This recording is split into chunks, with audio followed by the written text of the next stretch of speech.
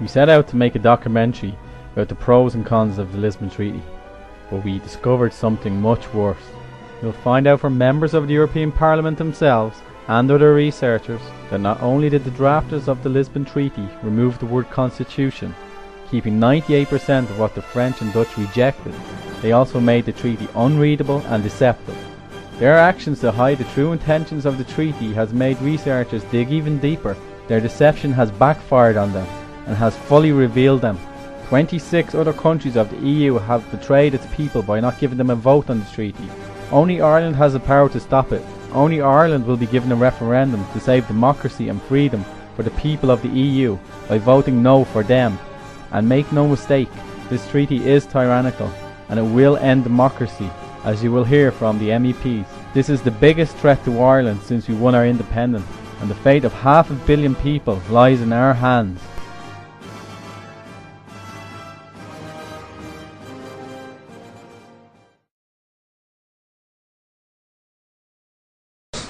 There are 8,500 words in the new text than in the old one. But since they had the instruction from Sarkozy to make a mini treaty, the Council was then instructed to change the font so that they have less space between the lines, and now they have managed to have 8,500 more words and 62 pages less. So that way we can make a mini treaty. It's not a very sympathetic way the European Council have worked in this case. They took a political decision, they made a political agreement among prime ministers that this text should not be put for referendum anywhere. Then they tried to avoid it in Ireland. Realized it was not possible because your courts in this country are still too independent. Congratulations. Because you should know that what is published until now, signed by the prime ministers, is a text they had never ever read. Never. Why? Because it can't be read. This is not a treaty. This is 300 pages of amendments to 3,000 other pages of treaties. And you can only read it if you take one amendment by one and then look it up in the existing treaties and insert it. We will do that job for you so that you will have a reader-friendly edition that's possible. They have decided in the Council that it's not allowed for any institution in the European Union to print a consolidated version which can be read before it has been approved in all 27 member states. This is a decision. The European Parliament, we agreed unanimously in the Constitutional Affairs Committee that we wanted a reader-friendly edition, a consolidated version, which could be read unanimously. We will not have it, because higher powers decided we cannot have it. This is an instruction from some prime ministers. They do not want the text to be read. The order is signed. For France and Netherlands, they voted no. There is a difficulty also in the UK. I mean, they don't really agree with the Constitution. Wallström she opposed the idea of dropping the word Constitution. Bertie Ahern was one of the big pushers to get rid of the word Constitution. Makes people nervous. Well, she opposed it. She said, look, she just felt like brazen it out, get it in, because then afterwards you're going to be acting like a constitution, and you don't want people saying, but we didn't know. So she was like, no, we shouldn't. It's a mistake to do that, and she'll probably be right in the end of the day. So we have to have a constitution or a set of rules or a set of values, whatever you call it, and get hung up in the constitution name. But we agreed originally it would be called the Constitution. So, answer your question, I think 2008, the other side of the French elections, we'll come back to this again. Probably a slimmed down version of the Constitution, but hopefully with not too much change in the substance of what we agreed 3 years ago. But then they have managed to change the presentation. They take away the word Constitution from the front page. But if you then go in the Lisbon Treaty to Declaration number 27, you will then find that there you have the Constitution again, because it approves the existing court cases, the verdicts from the court in Luxembourg. Among them, you have verdicts explaining that the European legal system is a constitutional system. From 86, as the first verdict. From 91, you have it explicitly stated by the court. They're trying to undo the democratic legacy of the French Revolution in this. The right of peoples and nations to self-determination. That's the key thing that is at issue. Countries can no longer decide their own policies. Peoples can no longer decide. The Irish people won't be able to decide under this backward and anti-democratic treaty. And that's why we should say no to it, so that they have to go back. I was on the plane with Charlie McCreevy the other day, and when we were getting off, you know how you're kind of stuck in the aisle together. So I said, Charlie, what happens if we vote no? And he said, well, we don't have a plan B. Really? And I said, well, and we said we haven't discussed it. Yeah. And I said, surely you've discussed it. Like, what happens if Ireland votes no? He said, oh, there's no plan B.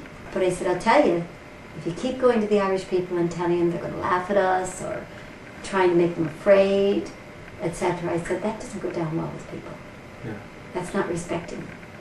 You know, come out with proper arguments, come out and show them the treaty.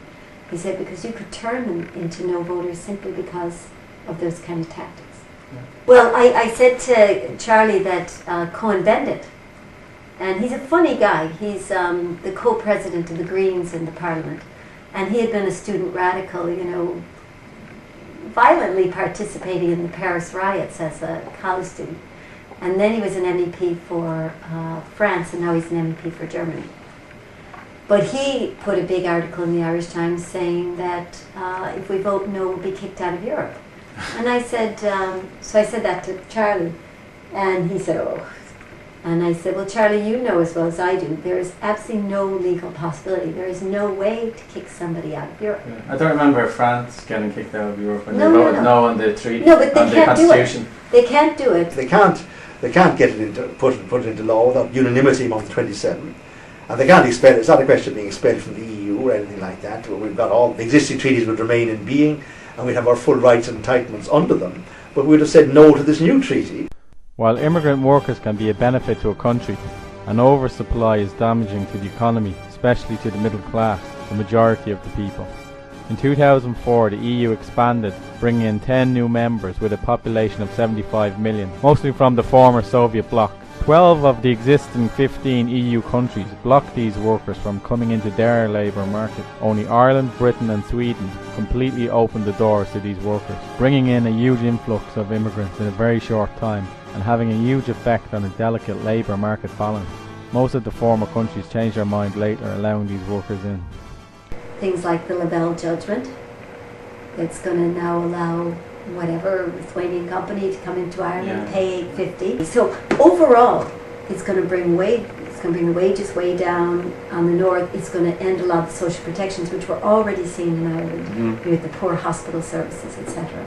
You know, now the post office will be privatised. There'll be no social element to the service anymore. You know, etc. It's not to attack the rich because they're going to profit from this. Workers are great. They're excellent. They create no problems whatsoever. The big thing is when you're going to have to work for less in order to keep your job, and you know, then you add the negative equity that's maybe coming in the house thing. You're going to see real pain. I mean, if this goes ahead, you're going to see real pain. Now, if we vote yes on the EU treaty and then this sort of thing happens, the other companies come in, the cheaper labour comes into Ireland, and then the Irish people decide we don't want that, we don't like that. How easy will it be for us to change that on the EU level? See, the thing about it is that this is coming in anyways. It only happened in late December. So you should not only fear qualified majority votes in the Council, you should also fear, for instance, the court in Luxembourg. They can then use the extended areas of cooperation to make it their way. Let me give you a new example. 18th of December 2007, just before Christmas, the court in Luxembourg took a very important and far-reaching decision in the so-called Lavelle case. A Latvian company went to Sweden, built a school with Latvian salaries. The trade unions in Sweden were not against foreigners coming, helping to build a school, but they insisted that those who come should go for a Swedish salary when they work in Sweden. This case was then brought to the court, and Sweden was outlawed by the court. So it's now legal in Ireland, and the Constitution, Lisbon Treaty, will legalize it formally by approving the verdicts, the existing verdicts. It's now legal for foreign companies to come to Ireland, the foreign labor, and give them the salary they deserve at home, in Latvia, at home. This is possible. If you have a minimum salary, as you have in Ireland, €8 or something like that, then you can force them to pay the €8 as a minimum salary. But you cannot force them to pay the normal salary. And then there are two consequences. They come and take your jobs because they're cheaper. Or they come and have a lower salary, and you can keep your job by lowering your own salary. You know, So it's going to come in even if we gonna come vote in no. anyways. But where voting no will affect it is that the Services Directive, which this is based on, at the moment we could fight through the courts, you know, with Irish law, with the right to work, you know, with whatever. We could take the best of what we have left and try to fight things like this. Using the Irish Constitution. Whatever. And so once it's completely superseded, then we're just completely at the mercy of the Services Directive and this judgment that defines a need protection around tax. We need more than just it'll never happen, because it is happening. It's happening now. We need protection around, you know, that if someone comes here to work, that's fine, but they need to work at the same level that an Irish person works at. We need protection around sensitive issues, that we keep those decisions to ourselves. 10% of our population are now new Irish, as we call them. The figure 10 years ago was 1.5%. When the new member states joined in the accession the 1st of May 2004, that we would open up Ireland to those 10 new member states, and we did that. European Union at the moment that was formulated around maybe 9 or 10 countries. There's 27, and it'll be soon probably 30. What they're going to do is, over the next 20 years, they're going to bring in 20 million skilled workers from Africa and Asia into Europe, and they're going to match the skills to the ones we need. And that's how they plan to deal with the aging population. Every family has a son or a daughter or an uncle or an aunt who is in this situation. It's my job or my salary which is threatened. And it'll be the battle on the Vaxholm case will be a very big battle in Sweden and Denmark and other member states, particularly in Sweden and Denmark, because we have no minimum salary. In Denmark you can go and work for 40 cents an hour. We have 85% of our workers in trade unions, so no one goes for 45 cents and work. But it's not a law. So in Denmark, when implemented now in Denmark, Latvian workers can go for 45 cents work legally in Denmark. One of the biggest proposals in the Lisbon Treaty is that for the first time we will be handing over our criminal law to the EU. Instead of our rights being enshrined in our Constitution and upheld by our Supreme Court, we will now be at the mercy of faceless judges in the European Courts of Justice. This is a very sinister new proposal, and we should be extremely wary of handing over this power. If there's any Irish or national law that conflicts with that, or the terms of which conflict with that, well then the EU law prevails. Thus, for example, one other very important development in this Lisbon Treaty is that the EU Charter of Fundamental Rights, which is a Charter of Rights, you know, right to all sorts of good things, right to, you know, right to free movement, right to free speech, right to life, right to public health and all the rest of it. These rights are set out in the Charter. Well, that sounds grand, but the important thing is that the EU would then get, the EU Court of Justice, which is the EU Supreme Court, would then get the final say in deciding what our rights are. I've talked to each and every individual apart from Cathy herself about this issue. It's about Article 14 of the Irish Constitution, it's habeas corpus. Basically, we have reason to believe that habeas corpus is not going to exist if this treaty is actually brought through. And I was just wondering if you could actually comment on this. If, for instance, Spain or the UK would ask to take you for some suspicion of some crime, then the Irish judge shall only ask what is your name, and if your name is what is wanted, the Irish authorities are obliged to deliver you for eventually 4 years prison in Spain without being put for a judge. That's insane. That's possible. In my country, salmonella is more often cause for deaths than terror. So we stick to our principle that 24 hours you can be in prison, and after 24 hours you have to be before a judge, and if the judge do not prison you, then you are a free man. Under what provision was this?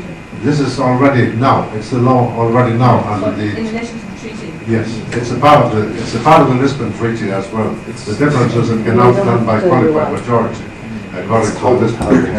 But it's a rule when you if you are under terror suspicion, the Irish judge may not put other questions to you. Just deliver a person to a British judge or to a Spanish judge.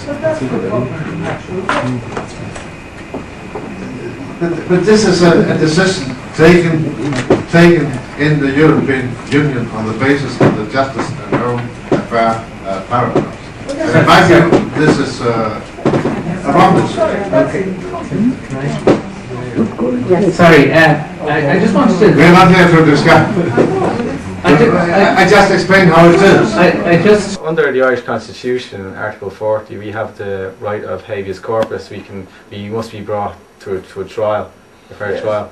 If under the EU fundamental rights, if they decide that they don't want to include habeas corpus, like some other. Well, human rights only cover certain rights. The EU Charter of Rights goes far beyond that, covers a whole lot of other areas, and would open the possibility of the EU Court of Justice making decisions in rights cases in all sorts of areas which, as I said, we don't know what they decide, we don't know what these cases will be, but possibly they could be in these areas. And the general thrust would be to harmonise a common system. And if they try to build a superstate, it doesn't make sense to have a different laws governing criminal procedure or habeas corpus or whatever else, trial by jury. Most of the continental countries don't have trial by jury. Britain, Ireland, the other English-speaking countries of the world have from the English days. So there are these differences, national differences, in highly sensitive areas which could be affected down the road by the EU being given that power. But why give the EU the power to decide our rights? But we have a rule on primacy to our religion. It's illegal under the Lisbon Treaty. Even religion is a question touched by the Constitution and the Lisbon Treaty in the same way. One of the biggest lies we are constantly being told is that the EU is vital for our economy. This is done by equating the EU with a common market. However, other countries in Europe like Norway and Switzerland have full access to this market without being members of the EU. The question is real wealth created by entrepreneurs and workers or sheltered bureaucrats and politicians in Europe? There's the real economy and the money economy. Yeah. If you fix the money economy, you must run the real economy to fit in with what you fixed. The principal reason for the Celtic Tiger boom, which began in 93-4, was that the period 93-4 to 2001 was the only period in the history of the Irish state where we actually floated the currency, or they had an independent Irish currency, and let it look after itself, and it floated up and down, of course. But previously we tried to tie the currency with the pound sterling and then with the Deutschmark. Like I have seen in my country, we even had your Prime Minister telling us about the Celtic Tiger and how good it was for Ireland. And I don't believe that these things should happen. It's a national thing. So it wasn't the EU that fueled the Celtic Tiger, what the average person thinks? Sure. We joined the EU in '73. We had a massive slump in the 80s. We had 250,000 emigrated, and we had 16% unemployment in the 1980s. And other countries that are in the EU, Germany and France, we did it a long time, and on the whole they've had a very poor economic record, and Germany until recently anyway. So the EU is not a formula for prosperity one way or the other. I think it was largely our own economic policies were responsible for the bad situation of the 80s, but following an independent exchange rate policy from 93 onward, from 93 to 2001, was the basis of the Celtic Tiger, not the least doubt about it. The growth rate doubled in 1 year. Growth rates, which have been 3 to 4% a year constantly for decades, don't take out double. Look what happened. We floated the currency, gave the highly competitive exchange rate. Of course, all the firms who from America, we were happy to have a competitive exchange rate because that made our exports better and so on. And an interesting statistic is that Norway, Switzerland and Iceland have bigger imports into the EU than we do. Their imports to the EU are bigger because they have all the economic advantages without the disadvantage of membership. So, you know, Norway's been having a Celtic Tiger as well. We're never told about it because it's an inconvenient truth. Yeah. But theirs will be sustainable because ours is based on a lot of really convergence of a lot of things that happened. It was great, but we can't sustain it because we don't own our own fuel. We don't own our own fishery anymore, etc., etc. You know, our farmers are so regulated, etc. But Norway owns all its own fish and all its own fishing waters. They own their incredible natural resources, hydroelectricity, etc. And they're importing energy to Europe now. But now the dollar is going down, the euro is going up, and that of course is making us less competitive. And we no longer have any control over our own currency, of course. But of course control of credit and everything else passed to the central bank in Brussels when we joined the euro. Norway owns its own. Yeah. We gave away ours, we gave away most of our fishing waters. Yeah. So as to grow, and I think the big scandal when the initial deal was struck is that the fishermen were sold out from the beginning.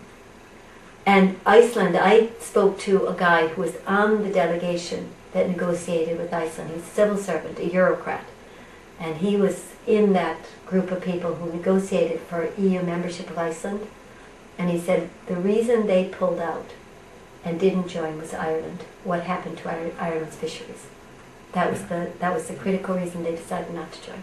But the other point you mentioned was that, of course, we had a boom in the late 90s anyway. House prices were going up. We then joined the Eurozone, and that gave us a lower rate of interest. We nearly halved our interest rates when we joined the Eurozone, which made them go up and boom even more. Because if you've got a boom on, and capital is, you know, and then make capital even cheaper, borrowing and credit even cheaper, which would lower the interest rate, which happened when we joined the Eurozone, people are going to borrow even more. Do you think that would make an economic collapse even worse? Well, it contributed to the boom, undoubtedly, especially the boom in house prices. Yeah. And you would say that if we had our own central bank, it would have adopted a more conservative attitude. It wouldn't have cut interest rates. Well, it depends. If you want to borrow, you like lower interest rates. If you want to save, you want higher interest rates. Yeah. If you buy, you know, some people would like cheap interest rates, but it's not always the best thing to have dirt cheap interest rates. And some people are now a lot of people are borrowed up to their eyes, you know, and they're caught with huge houses that they bought, and that they, you know, they can't pay the interest, and that the value of the house is going down. Yeah. I know some people who are living in an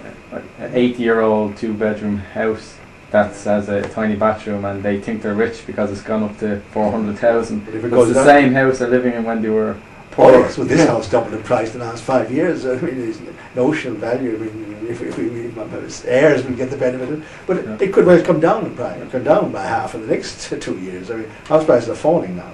Nobody knows how much they'll fall, but I think they'll fall quite significantly. Because the bubble has been inflated so much. Yes, there was an interesting article in the Irish Times yesterday by a chap on that about this. The following section might shock you. You will be thinking, how could such a system be contemplated for a democracy, let alone be implemented, and why is it deliberately deceptive? Everything in this brief summary is backed up and will be presented. The European Council, made up of 27 Prime Ministers from the EU countries. The President of the EU will be decided on in private/secret negotiations instead of being democratically elected. France's President Sarkozy has informally proposed Tony Blair as the first EU President, which could last up to 5 years. The self-amending Article 48 of the Lisbon Treaty gives these 27 EU Prime Ministers the right to amend all treaties on their own. The Commission proposes laws and is made up of unelected civil servants. The Commission President would be chosen by the 27 people on the EU Council. The other members would be selected by the Commission President on the basis of suggestions from governments, from which the unelected Commission President can choose whoever he likes. The European Parliament cannot decide on and elect a name of their own. Every 15 years the selected Irish Commissioner would be removed for a period of 5 years. The Council of Ministers, made up of ordinary ministers, ministers of agriculture, etc. In the EU not all laws are voted on. If one is pushed to a vote, this group will decide by qualified majority voting, in which 4 of the largest countries could dominate. They decide mostly from behind closed doors, and the documents from the legislative meetings are not even available for members of the EU Parliament. The EU Parliament. Our elected MEPs have the least amount of power. They can only make suggestions. Even their suggestion powers are limited. They are not allowed to suggest a new law, only to make suggestions for amendments of a draft law, which comes down to them. The non-elected members of the Commission decide whether these suggestions have a chance or not. Ireland and other small countries will lose more MEP seats as new members join, as expected from the Balkans. The working groups. There are over 3,000 working groups made up of unknown members. These working groups hold a tremendous amount of power. In practice, 85% of all European laws are decided in secret working groups under the Council and the Commission. MPs, MEPs and the public have no access that would enable them to follow this legislative process. The Lisbon Treaty will hand over even more areas of power to the EU. And if there is any conflict between EU law and our national law, EU law will prevail, making the Irish Constitution invalid. So, the core in the Lisbon Treaty, that's to move decisions away from the smaller member states to the bigger member states, but also from the voters to the civil servants. Because 85% of all laws in Brussels, 85%, they are decided by civil servants in 300 secret working groups in the Council, prepared by 3,000 other secret working groups in the Commission. As a member of Parliament, I have no access to the documents. I have no access to what they are doing. The Council is actually a number of bodies. You have the Council of Presidents and Prime Ministers. So, okay, we elected Bertie Ahern. Well, in fact, 12,000 people in North Dublin elect Bertie Ahern. His party picks him, and he becomes the head of the Prime Minister, or the Taoiseach. And then he goes over to Europe and starts with 26 other people ruling 500 million people. Yeah. Which, on 12,000 votes. So I mean, that's the kind of tenuous link to a mandate that he has. But under the new arrangement after Lisbon, there'd be a permanent chair for 2.5 years renewable once, which means up to 5 years. So you can have a permanent president. And that's another example of a way it's been made a kind of state, because there's no other international meeting of Prime Minister or President where they have a permanent chair for up to 5 years. You will not get me to say anything negative about Tony Blair. And I cooperate with him on European matters as well, and increasingly my ally in fighting various issues. The Commission is hugely important because it proposes all the laws. So another change that's been proposed in the Lisbon Treaty is that at present every state, each one of the 27 member states has a commissioner. That would change, and it would become 18 out of 27. In other words, the number of commissioners would be reduced by 1/3, which means in effect that for every 5 years out of every 15, Ireland would have no representative on the Commission, which is the body that will be proposing all sorts of important laws that would affect us. We wouldn't even have a representative. And the third change that's being made in the decision-making system is that when we do appoint a commissioner for the 10 years out of every 15 which we would have one, we no longer have the decisive right to decide who the Irish commissioner would be. We can only make suggestions. First, the European Commission have a monopoly to propose a law. No one else. You have to be non-elected to be able to propose a law in the European Union. The Commission has the monopoly. Well, but you have an Irish commissioner there. He can then take care of Irish concerns in the Commission. The Lisbon Treaty will abolish the permanent Irish commissioner. It's essentially the Council of Ministers are making the laws on the basis of the proposals of the commissioners. So at national level, the national parliaments lose the power to make laws, but the Irish Minister of Agriculture would be able to make agricultural laws. The Irish Minister of Industry would be one of 27 making industrial laws for 500 million people. The Ministry of Fisheries will be one of 27 fisheries ministers making laws for 500 million people. There's a big increase in the personal power of individual ministers at the Brussels level. That, I think, is what makes it so attractive to them. And they're running Europe now rather than running Ireland. Is much more important. There's only one of them involved, but there's a loss of power by the national parliament and, of course, by the citizens who elect that parliament. And there's the shift from the power from the citizens and the elected TDs, members of parliament, to the government ministers, who at European level are making laws for 500 million people. There's a huge increase in their personal power at the expense of democracy, at the expense of the right of the citizens to decide the laws of the national parliament to make them.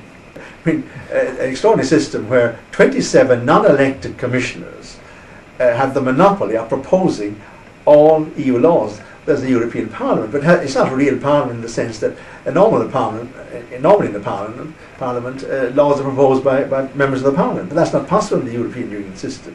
The European Parliament can't propose or initiate any law. It comes from this non-elected body. We can propose amendments, and when the Commission say Cassie made a good amendment, then it has a chance that the Commission, the non-elected, say it was a bad amendment from Cassie. It has no chance. The non-elected decide whether our democracy is good. And I would say to you, if this is a good system, why not insert it in Ireland? Here in the Dáil, 100 meters from here. Why not say to the Irish Parliament, the Irish Dáil, from now on, you shall not make laws. From now on, you propose amendments to the civil servants in the departments, in the ministries, and then the heads of departments meet in a secret room, and when they judge the amendment from Parliament to be a good one, then you have an influence. If they say it's a bad decision the Parliament have done, then the Parliament is outlawed. This is how Europe works today. If you think of what democracy is, democracy, demos means people, and ocracy is the rule. So democracy is the rule by the people. And that doesn't happen. In fact, we're probably down to about 20% that still in any way works under that system. Almost about 80% of what goes through Dáil Éireann right now is coming from an unelected commission. And we're not just talking about commissioners. We're talking about 3,500 working groups. The secret is that we're using the same word meaning two different things. Okay? Yeah. In Europe, democracy means a thing called process democracy. So it's kind of got a democracy taste to it. You think, well, it must be a democracy. Don't we have an MEP over there doing something? But in fact, that MEP is not making any laws. We're giving opinions. We're trying to adjust things with amendments, all of which can be scuttled then when it goes to the council if they don't like them. So who does make the laws? The commission. The commission and the council. And who elects the commission and the council? And no one elects it. Well, the commissioners, there are 27 of them. They're now picked by a government. Under the new treaty, they will be picked by the commission. So a government could suggest names, but it will be up to the commission to do that. And the president of the commission will be elected by the council. But the reality is, behind these figureheads are civil servants and working groups who we can't get the name of, who people have tried to get the name of, the working groups, and who's on them for years, that they make all the laws, and then Dáil Éireann literally is rubber stamping them. They can do what they like, and you can't directly get rid of these people. The only people you can directly get rid of for what they're doing in Europe would be MEPs, and really we're just, as I say, people who give opinions and do try to affect things with amendments. Mary Harney doesn't actually go to Brussels and vote on health laws, very few of them. She does some, very few. Most of them are put together in packages by civil servants and agreed on what's called a consensus basis. horse trading, swapping, and just, consensus. And then they are the law of the land for 500 million people, and with this treaty they will supersede all of our laws. Even the lowliest law in Europe will supersede our constitution. So that effectively is the end of the Irish constitution if you vote yes? It is, yeah. And it's the end of that direct rule, because the constitution was the point at which the people directly govern themselves. And also it will supersede anything from our Oireachtas, so even our indirect governance of ourselves. Could there be conflicts of interest between those groups, the people? You mean the working groups that the working kind of keep the council running and do the day-to-day work of the council, and even put together the packages that then... Yeah, could there be business interests or conflicts of interest with that group? Of course there are. And I'll give you an example. It's the same in the Commission.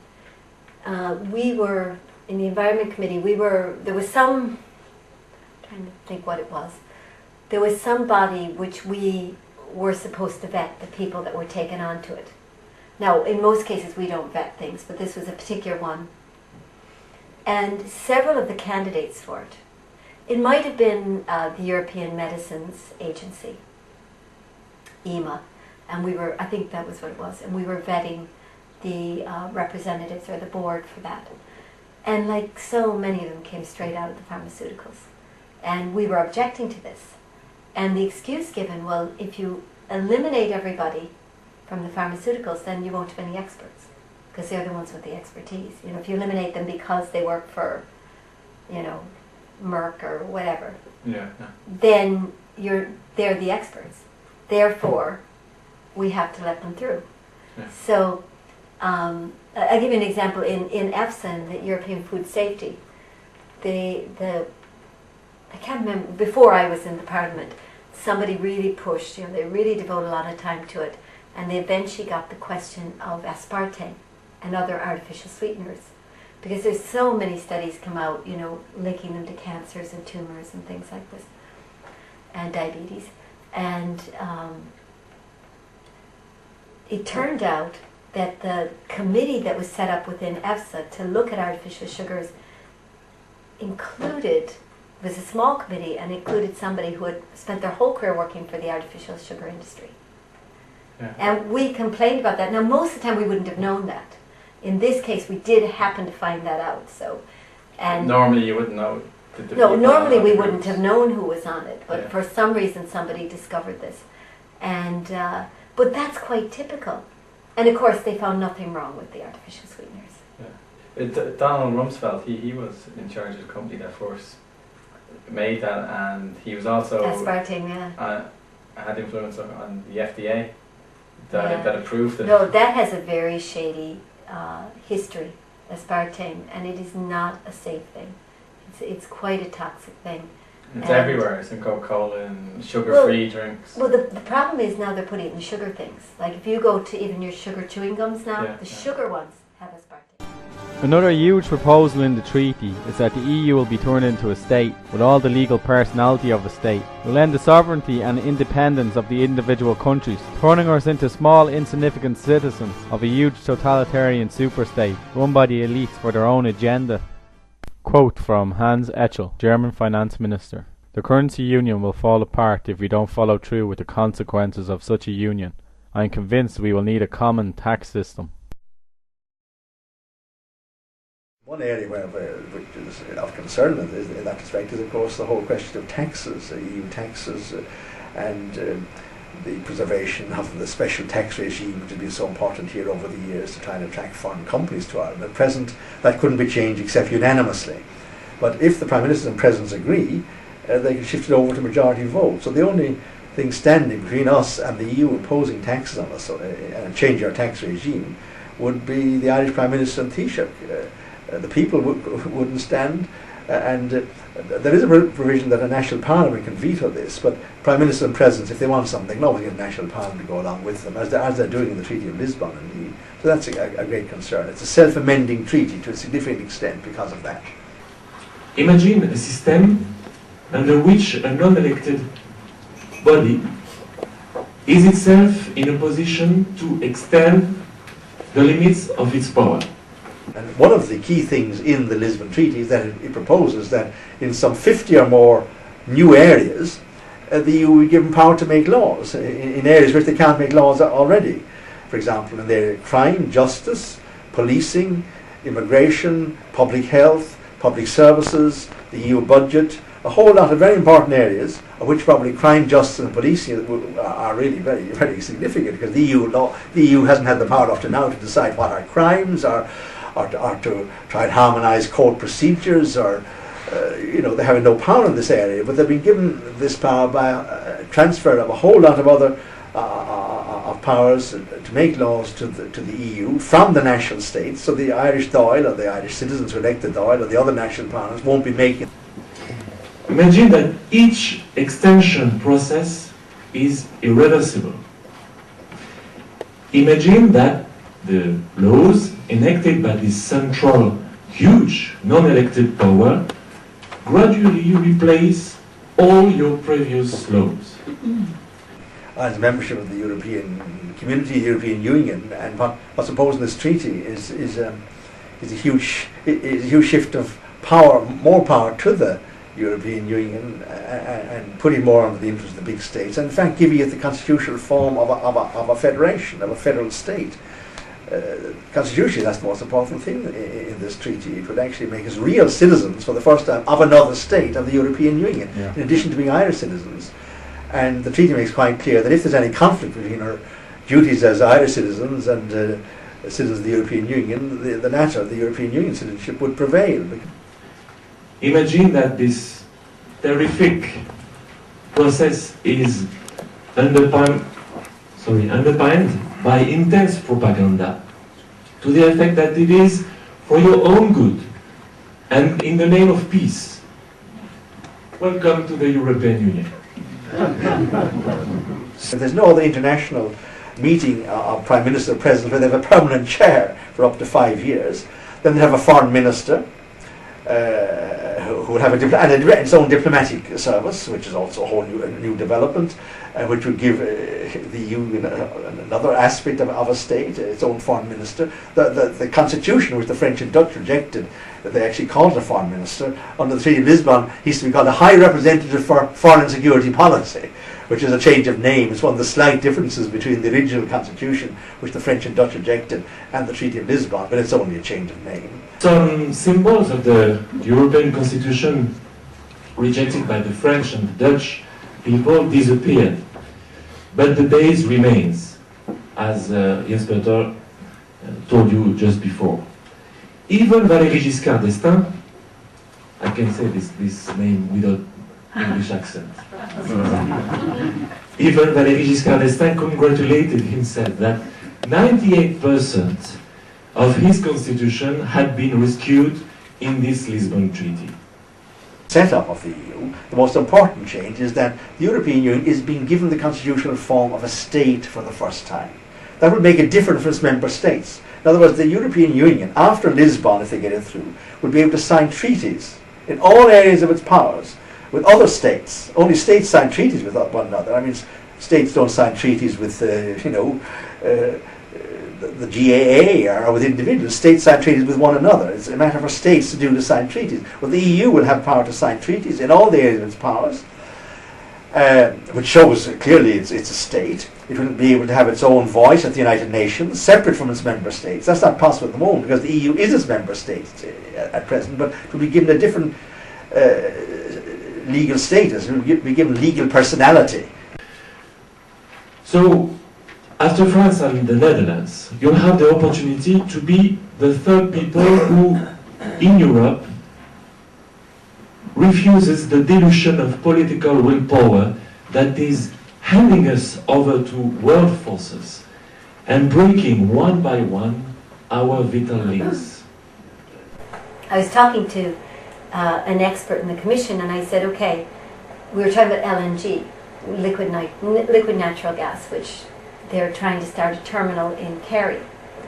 And it's highly, highly dangerous because they concentrate gas by 600 times, put it in a very cold state, transport it in ships about the size of 3 football fields with an exclusion zone of 3 miles all around. So you know, and if anything happens to them, which occasionally has happened, you have a nuclear type explosion minus radiation.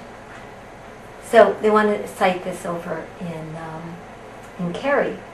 And I said to him, you know, when Brussels is deciding on energy, am I wrong in thinking that they'll put everything dirty and dangerous on the outside edge? In other words, my constituency.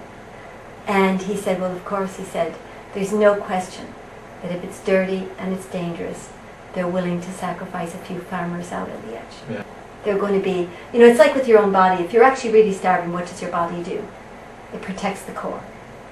It keeps the brain going, it keeps the heart going, it protects the core. It's willing to give up, even say if you're out in the cold, it'll keep the heat to the core. It's willing to sacrifice your fingers. Yeah. It's even willing to sacrifice your legs and arms. You know, if those are gone. It'll protect the core. If we are going to have the energy shortages they're talking about, if they're going to be protecting Frankfurt and Berlin The core. Yeah. and Paris and London, they're not going to be worried about Ireland. Yeah. A quote here from the Belgian Prime Minister said, "We need a European defence, a European army, not just on paper, but a force generally capable of operating in the field, including beyond European borders. I'm advocating a more powerful Europe. In short, I'm advocating a United States of Europe." Yes, well, that's the current Belgian Prime Minister, Guy Verhofstadt, who is a very strong federalist, but he's only expressing what all the other main players who are pushing this thing want to bring about.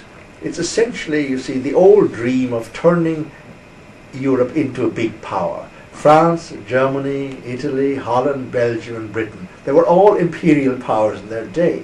After World War II, when all the continental powers, France, Germany, Italy, Holland and Belgium, they were all occupied, defeated and lost their colonies, etc. in World War II. The post-war world was transformed for them, but they said, we can no longer be a big noise in the world on our own any longer. Let's try and be a big noise collectively. Well, I don't know, but I was standing next to two arms traders in the airport about before Christmas on their way to Ireland. And Yeah, they both had American. arms. No, I was standing next to them pretending I wasn't listening and listening. I was glued. Yeah. And they were both Southerners and they were flying in and they were just who was going to meet them at the airport and this company's really good and what they were going to be looking at. And you know, the one guy seemed to be, and the other guy seemed to be just, you know, meeting him and coming from a slightly different field. And one of the things they mentioned, they said, I didn't know they had those.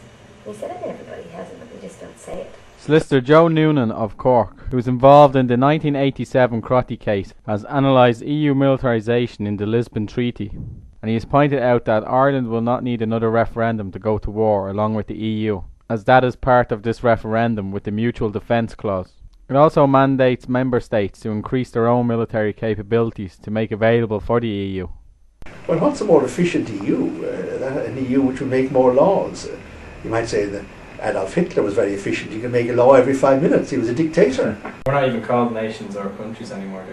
They're states. They're states.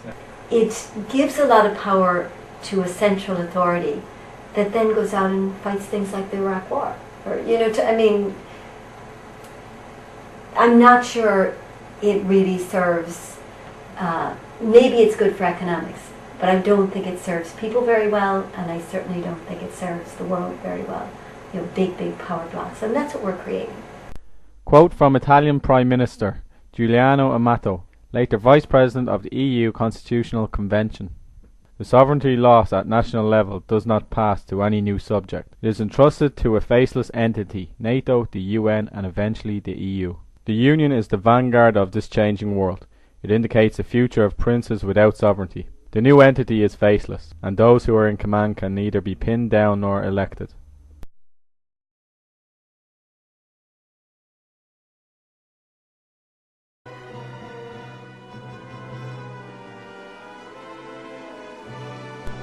QMV, qualified majority voting, will be used in the Council of Ministers. The Lisbon Treaty will reduce our power and put the control of Europe into the hands of a few large states. And after the treaty, using the word states won't just be an EU term for countries, that is what it will legally be. There are two parts to qualified majority voting. which is set up in such a way to concentrate power even further. The important factor of qualified majority voting is that it will be based on the population count of each state, and the number of ministers will be changed to represent their populations. A state that has more land, thus a larger population, will be given even more voting power. Or rather, those states' ministers will be given even more power to vote whatever way they want, even if it's not what their people want. First, we'll quickly look at the undemocratic way of passing a law, and then the nice-sounding deceptive way to block a law.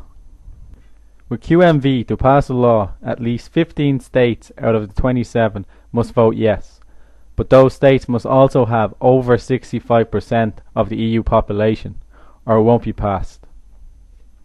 Let's look at the EU population for a moment. The EU has 490 million people. 65% equals 319 million. So of all the states voting yes, their population must add up to at least 319 million to get the law passed. Example 1. The ministers of Germany, France, UK, Italy, Poland and Romania agree on a new law. These 6 states actually contain 326 million people, slightly more than the 65% needed.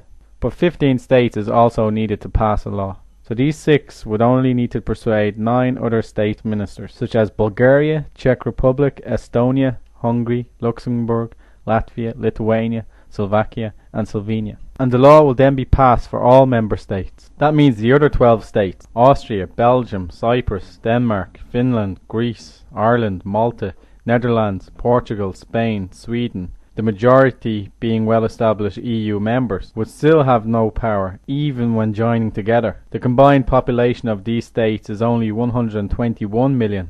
Not even enough to block, and a long way from the 65% rule if they with 3 other medium-sized states decided to vote yes on another law. Blocking. Rules for states that wish to stop a yes vote. As of this time, the EU's official frequently asked questions page does not fully explain the important blocking factor. The missing piece of information makes their explanation very misleading, but legally they are covered, as they are not really lying. They have just conveniently left out a vital piece of information, a clerical error they could plea. On the site they say all you need is a minimum of 4 states voting no to block a law from being passed, which sounds nice. But that contradicts what they said about 15 countries voting yes, meeting the population requirement against 12 voting no, and the law being passed. What they don't tell you is that to block a law being passed, a minimum of 4 states must vote no, and the population of those 4 states must be at least 35%. They don't tell you about the 35% blocking rule. 35% of the EU's population equals 171 million. And as convenience would have it, Germany and France's population adds up to 147 million. Still 24 million short, but Germany and France would only need 2 other countries to make up that, such as Romania and Bulgaria, or any other 2 from a variety of combinations. This is an amazing gain of power for the larger countries. Example 2. In the Council of Ministers, if 23 states vote yes to a new law, say for example making a more competitive EU for the medium-sized states, it only takes France and Germany, along with 2 others such as Romania and Bulgaria, to block it. And we've already seen that 12 states, such as Spain, Netherlands, Belgium, Sweden, Ireland, etc., would be powerless, even combining together, because they don't meet the 35% population rule. The Lisbon Treaty is in contrast to democracy, a government run by the people. If it were passed, it would leave the people of Europe in a dangerous position, as to manipulate the direction of the EU, even fewer individuals need to be corrupted. This treaty leaves the power of the EU wide open for misuse. We have 7 votes, and the big states have 29 each. What's now proposed is we have therefore 1/4 of Germany's and France's voting weight. But under the Lisbon Treaty, they go over to population basis. In other words, we have 4 million, Germany's 80 million, that's 1 to 20. We have 4 million, Britain, France, Italy have roughly 60 million people each. The ratio 15 to 1. So the new arrangement would hugely benefit the big states by basing EU lawmaking largely or mainly on population size. And that's kind of takeover bid by the big states, and that gives them far more say in making EU laws to their own advantage, of course, and possibly to our disadvantage. So that's a huge change. And the German influence in the Council will double from 8 to 16%. because we will vote in the council after the number of citizens. That 15 must make up 65% of the population. So the blocker law is the opposite. The blocker law, you need 35% of the population and the minimum of 4 states. Germany, if Germany wants to block something, Germany and France together, because Germany's 80 million, 82 million, France is 60 something, that's between the 140, and the rules are that there should be a minority. There must be at least 4 states to block something. So if Germany and France, if they get 2 other states to work with them, they can block. And with this new population majority voting in the council, yeah, are even in the council, even where, you know, those matters that are controversial enough or of enough importance that our ministers actually vote on them. Now our minister will have a body of votes, and an Irish minister will have the equivalent of about 4 million votes. Yeah. But a German minister will have 90 million votes or something. You know, a UK minister will have 70 million votes, etc. So, you know, our 4 million will be nothing. But with every enlargement, we will go down until we're down to 6. We discovered that the more you look into the EU, the more it becomes clear that it's part of an even bigger global agenda. This agenda is to end national sovereignty and independence and merge more and more control of the world into the hands of a small number of elite who have great influence on large countries and organisations. History has proven how this level of power corrupts, and has shown how it's open to abuse, tyranny and repression of the population. We have before us the opportunity to forge for ourselves and for future generations a new world order, a world where the rule of law, not the law of the jungle, governs the conduct of nations. When we are successful, and we will be.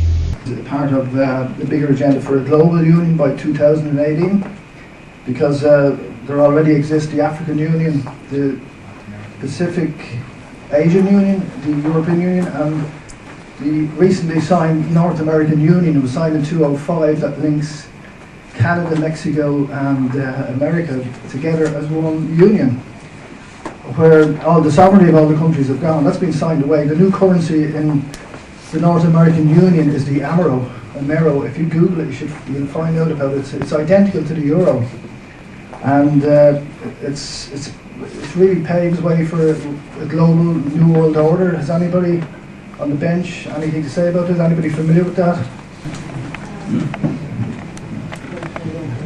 I'm not really familiar with that, except one report that all MEPs were sent making the case for a North American Union about a year ago. We were all sent this, and it was very like the European Union, only it was America.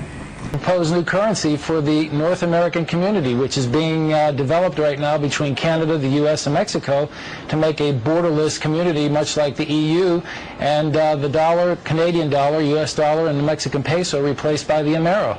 It means open borders, commerce at all cost, and by the way, without the approval of either American voters or the U.S. Congress. We have a real chance at this new world order, an order in which a credible United Nations can use its peacekeeping role to fulfill the promise and vision of the UN's founders. The connection between the United Nations, New York City, and the Rockefeller Foundation is clearly drawn. So if we could play the video, I really would appreciate your watching it. I think you're going to enjoy it very, very much.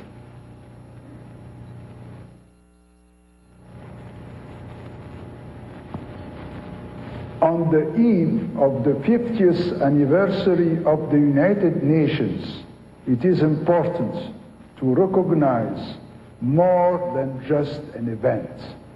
From the early history of the United Nations, the Rockefeller family embodied the idealism of those years. The gift of a site by John D. Rockefeller Jr. for a permanent world capital in New York. Quickly accepted, the strip along Manhattan's East River is valued at $8.5 million. An ideal site for skyscraper headquarters, the 6-block area extends from 42nd to 48th Street. The Rockefeller family formally presented its gift to the UN in March of 1947. Thank you, Mr. Rockefeller. Mr. Rockefeller, Mayor Dwyer, the United Nations extends its sincere thanks to you and to your father for this magnificent gift. We intend to go ahead and create on the eastern side a dignified and appropriate headquarters for the United Nations, which will stand for generations to come. The Rockefeller gift changed the course of history and brought the United Nations to New York City. It is a gift which gave practical and moral support to the young United Nations, thus enabling it to succeed where the League of Nations had failed. We were all given a big report, towards the North American Union. And who did that come from? I'm sorry, I don't know, and I carried it around in my bag forever because, it was a big report, and, I kind of was reading it on airplanes and things, and very much, the same model. You're saying the push for North American doesn't exist, no reports exist? Well, we certainly got a report, we did get a report advocating North American Union. I can't tell you from who. Okay. But they obviously made 700 copies of it and got it into our our boxes. President Bush said that the New World Order was in tune, and that's what they were working for. The UN is part of that government. They're working right now very significantly for a North American Union. That's why there's a lot of people in Washington that don't care too much about our borders. They have a philosophical belief that national sovereignty is not important. It's also the reason I have made very strong suggestion that we need not be in the United Nations for our national security. And the Rockefeller family's commitments to the United Nations did not end with this exceptional gift. It continues to the present day, and it is personified by David Rockefeller, whom we honor. The European Union have fostered something over the last year called Eurolat, and I'm a delegate to it, which is laying the groundwork for Latin America to all have delegates into a kind of a body, which in fact the European Union pays for. We've brought them over to Brussels twice now. Barring that, I think another thing that all MEPs have received is a report advocating United Nations Parliament. And there's kind of a move for a United Nations Parliament. Just little things like that. But I think more the bigger global question is how different things plug us into various conventions, say UN conventions, etc., for better or for worse, that nobody actually had any vote on, and were often decided in very political ways, and are suddenly showing up in the European Court of Justice. They will quote a UN convention on this or a declaration on that, and you say, well, where did that come from? What people in Europe ever voted for that? And suddenly it is being accepted almost as international law. The globalist founders of the UN learned that moving straight into the model of global government was tactically impossible. However, gradually phasing out national independence to regional government interdependence by using international treaties has since proven to be tactically sound. Europe sees us in terms of regions. There are different regions. There's regions in terms of development, there's regions in terms of fishing, there's, but more and more these regions are kind of coming together and being very identifiable. And there's a thing called the Committee of the Regions, which is one of the institutions of Europe. You have the Commission, the Council of Presidents, the Council, you have the Parliament, you have the Committee of the Regions, the Court of Auditors. So it's actually a full institution, and it's a Committee of the Regions. And many people ask, at what point does that completely take over from the nation? At what point do the nations begin to disappear and we just deal with regions? And certainly more and more policies are designed to deal with regions rather than nations. I have a quote here from the Belgian Prime Minister. He said, we need a European defence, a European army, not just on paper, but a force generally capable of operating in the field, including beyond European borders. I'm advocating a more powerful Europe. In short, I'm advocating a United States of Europe. Yes, so that's the current Belgian Prime Minister, Guy Verhofstadt, who is a very strong federalist, but he's only expressing what all the other main players were pushing this thing. want to bring about. It's essentially, you see, the old dream of turning Europe into a big power. France, Germany, Italy, Holland, Belgium and Britain, they were all imperial powers in their day. After World War II, when all the continental powers, France, Germany, Italy, Holland and Belgium, they were all occupied, defeated and lost their colonies, etc. in World War II. The post-war world was transformed for them, but they said, we can no longer be a big noise in the world on our own any longer. Let's try and be a big noise collectively. That was a key attitude in their foreign affairs ministries and among their key political elites. And that's one of the key factors pushing the EU towards a kind of big state, which France and Germany particularly, and Italy and Britain as well, would basically have the key say in running. So this desire to be a big power is fundamental, and the quotation you gave indicates that. But it's what reflects the political outlook of these former imperial powers, but it's not the political outlook of a country that was a colony and colonized and a victim of the British imperial power for centuries, namely Ireland. It's not our view, and it's not appropriate to us at all to be try and revive an empire once again. We want a Europe of independent, sovereign, democratic states cooperating, but not being run by some key elites in order to be a big power in the world. The World Federalist Association, or WFA, is one of the largest organizations that openly promote world government. Periodically, the WFA extends a Global Governance Award to a prominent individual pushing for the same goal. Former CBS anchorman Walter Cronkite was among the recipients of the WFA award. Thank you very much. Today we must develop federal structures on a global level to deal with world problems. We need a system of enforceable world law, a democratic federal world government. In a closed-circuit hookup, Hillary Clinton congratulated Cronkite. For decades you told us the way it is. But tonight, we honor you for fighting for the way it could be. So the EU treaty, it concentrates power. I'm just wondering in the future, if that got into the wrong hands, what would happen? And yeah, if it gets into the wrong hands, then somebody has a lot of power. And this is the problem. We always say, but it won't. But that means you never studied history. Like, what is so different about us that never happened before, that we're so special and so trusted? I think they were more moral 100 years ago. Maybe, yeah, in fact, they maybe could be. But there has never been a time in history when we couldn't say never, that someone couldn't ascend to the throne, if you like, and do terrible things. And it keeps repeating through history, and the more power they have, what, you know, like the saying, the more it corrupts. And so I think, you know, you keep power at a person level because people can be trusted.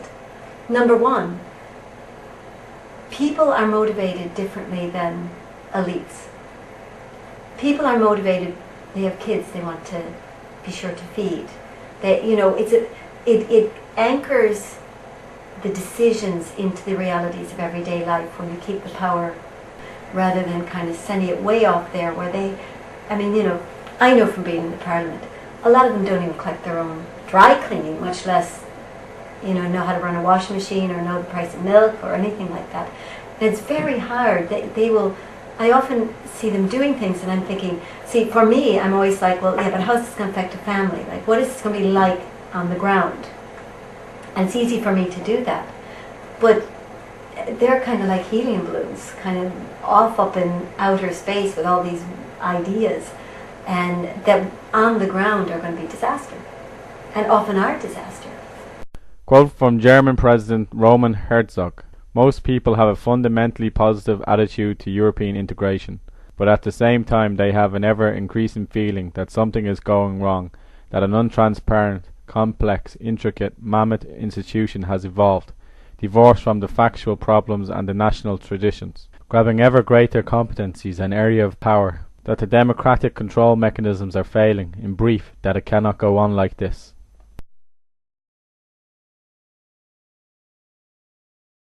So, in conclusion, ladies and gentlemen, a new world is emerging. It is a new world order. As we discovered, we are being lied to by the politicians who are using the techniques of doublespeak, pacifying or emotive language, and or selections of quotes out of context to manipulate us into voting yes. First they used the tactic of fear-mongering, and now they're pacifying us by saying it's just another boring treaty. Their tactics may change, but their techniques remain consistent. I think Bertie Ahern or others who are actually talking about the treaty aren't actually giving the facts of the matter. They talk in very broad terms about you'll be badly affected, or you want to make a bigger and a better EU. But in fact, if you actually look at the specific proposals in the Treaty of Lisbon, which is the EU constitution renamed and repackaged, specific proposals are very much against our interests. Do we want to abolish the veto in 60 more areas? Do we want laws to be made on the basis of population, largely, where the big states have more people and therefore they've got more power? Do we want to be without an EU commissioner for 5 years out of every 15? How is that in our interest? Do we want to give the EU the right to decide our rights? Where are the benefits? It's very hard to point. If the Lisbon Treaty passed, and that's what happened, the powers were making all the decisions, and you were living in the new Europe, which you were just describing there, is that a European Union you would like Ireland to be in? Absolutely not. It would be profoundly undemocratic. We were a province once again. I mean, those who fought and sought an independent Irish state wanted a state where the Irish people would make the laws, would decide the basic policy of the state, would behave in the international community as an independent, sovereign, democratic state. Joining a European superstate and make us a province of that would be the very reverse of that. The people in 1916 went out to stand for the unfettered control of Irish destinies. How is it the unfettered control of Irish destinies to have most of our laws made by the European Union in Brussels, and to give them more power to make more laws, which is what's proposed under the Lisbon Treaty, and to give more power to the big states in making those laws? It doesn't make sense. So if it were brought off, if they do bring off the Lisbon Treaty, and they're going to deny citizens in all the other countries a referendum on it, and it's basically the same thing as the French and Dutch rejected, if it's brought off, I've not the least doubt there will be huge democratic reactions down the road in all the European countries where there's some sense of democracy and that citizens must have a say.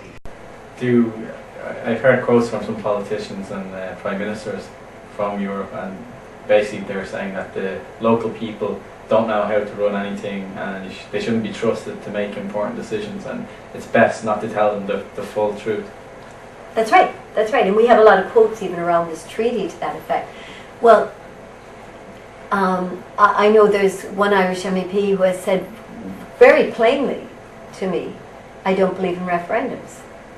The people elect us, we're the experts, they don't fix their own plumbing. We know about this, and they should just leave it to us. Would that be a majority view? Well, he's maybe more honest than others in the way he expresses it, but certainly I had a long chat with a guy from the Chinese embassy in Brussels, and I was putting to him about having elections in China, and he said, oh no, he said, we couldn't do that. He said it'll be a long time before we have democracy in China because we know where we need to go. If they voted, they would vote for the wrong people. Yeah, he was unapologetic. He was, had talked about the great economic miracle and everything, but then none of this could happen if you let the people interfere. Yeah. And I'm not sure what he articulated is a million miles away from the way, the designers and the, kind of people feel in those institutions in the EU.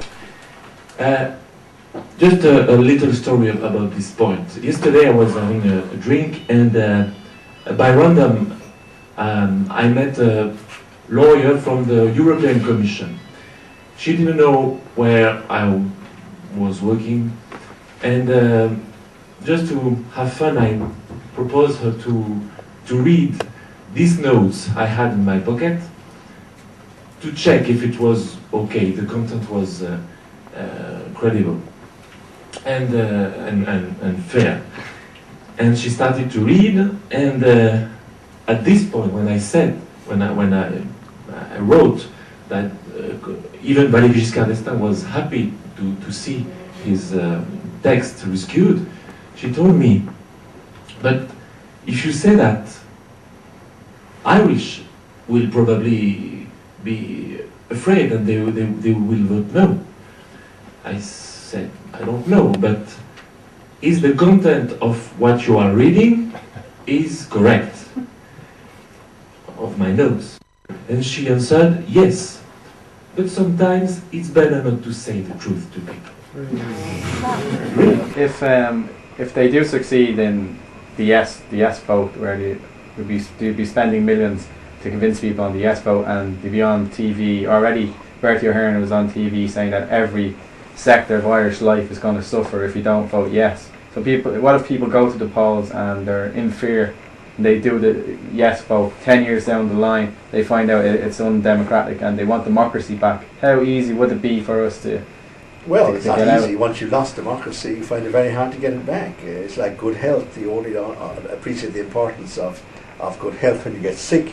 It's like that with democracy. You know, we've had a written declaration there for MEPs to sign, you know, calling for referendums in every country, and none of them have gotten the required signatures.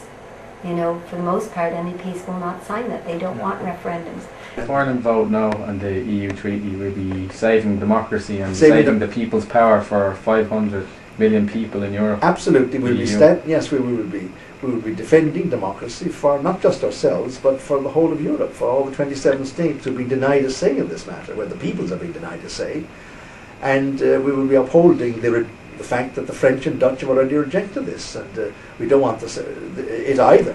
And we will be cheered all over Europe, I would say, by ordinary citizens. Then if you were the third people to say no to this treaty, the Irish three-leaf clover would become, for all the European people which won't have the chance to vote, the symbol of democracies which don't accept to die. Thank you. How can people trust them again? Because all these quotes of them saying that the people don't understand what's going on, they shouldn't have a say, and local governments just get in the way. We purposely made this treaty unreadable, and we took out the word constitution so it could be passed in other countries without a referendum. How can we trust these people again? Well, I don't think anyone trusts them. I don't think anyone trusts them, any of the political parties, or very few of them and very few people. On the 20th of February, the EU Parliament had a vote to respect Ireland's referendum or not. The overwhelming majority, 499 to 129, voted not to respect the Irish people. But as you already know by now, the EU Parliament is basically powerless. This vote was pure propaganda to fool you into thinking your vote won't count. This vote legally doesn't change a thing. Ireland can still save respect for democracy on behalf of 490 million people. It is very interesting to note that Irish MEP De Rossa also voted not to respect the wishes of the Irish people he pretends to serve.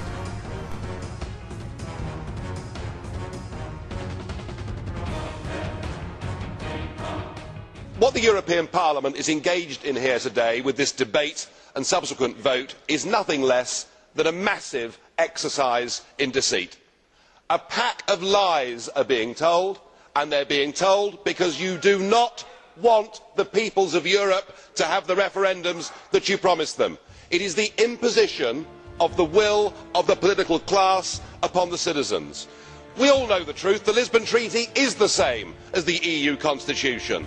Exactly the same number of new competences, exactly the same number of surrenders of veto. It is virtually identical in every regard, and it is constitutional because it gives this European Union a full legal personality, but worse still, it gives it the ability to amend itself in the future without having to refer to more intergovernmental conferences. It gives the EU the ability to legislate over literally every single aspect of our lives. I'm told, though, I shouldn't worry because the flag and the anthem have been dropped. Well, pull the other one. There's a great big flag at the front there. It's nonsense. It's all part of the lie. The truth is that you are too chicken to have a referendum. You don't want to hear the voice of the people, and now you resort to totalitarian means to get this treaty through. We heard Denny Cohn-Bendit say that those that oppose this treaty are mentally ill. We heard Mr Schulz say that those of us that objected to the sheer dishonesty of this project were behaving like Nazis back in the 1930s. Well, I think the ordinary, decent citizens of Europe will work out for themselves who the extremists are. And I must say, I wish the people of Ireland, I wish those that believe in democracy, every success in a couple of months' time, and I hope they send a large, resounding no, and I hope the voice of the peoples of Europe will be heard, not that of just you, the political class. And you may be complacent today, but you are increasingly being held in contempt.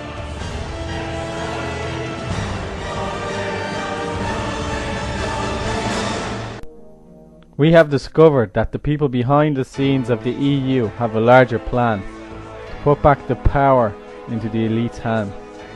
You have seen that they and their servants have no respect for the people of Europe, and are willing to deceive for the advancement of their plans. Undoubtedly the EU won't stop manipulating. For them to win, we only need to do nothing. Ask yourself, is it time to take back political control of our country? The Irish Constitution gives the power of our country's destiny to the ordinary people, not a small elite. You do have the power to decide anything in this country. You have the power to get us out of this deceitful EU rule, worse as time goes by. Let our servants in the Dáil know that is just what they are. Our servants, not someone else's. You know the proof is in their voting record, not what they say. Vote the dishonest servants out or run for election yourself. To the people in the other 26 countries who are not allowed vote, help us save your country. If you can't come over to Ireland, flood the Irish online forums and let them know how you feel. We need your help. For more information, go to wiseupjournal.com.